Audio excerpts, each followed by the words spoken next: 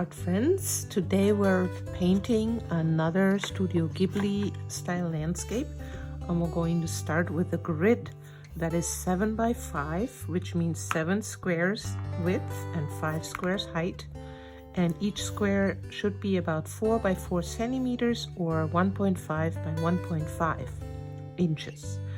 You can certainly scale this larger and draw on a larger piece of paper as long as you work with squares and the grid is 7 by 5.